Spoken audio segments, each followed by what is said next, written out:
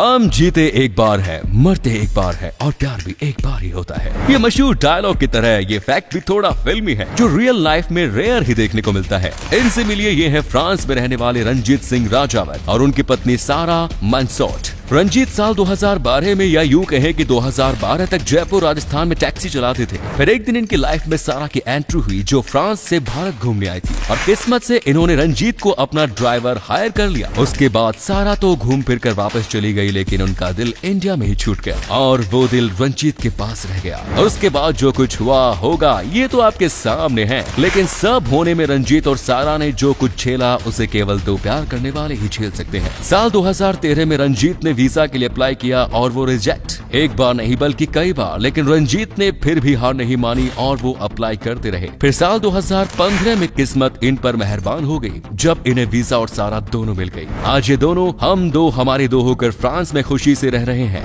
है ना ये एकदम बिल्कुल फिल्मी कहानी। तो दोस्तों, अगर आपको ये वीडियो अच्छा लगा तो आप अपने दोस्तों के साथ इसे शेयर जरूर करें। इससे हमें मोटिवेशन मिलता है और भी अच्छी वीडियोस लगातार बनाते रहने के लिए। अपने 5 मिनट देने के लिए बहुत बहुत धन्यवाद। ऐसे ही वीडियोस देखते रहने के लिए सीक्रेट इंडियन टीवी को अभी फॉलो करें। धन्यवाद।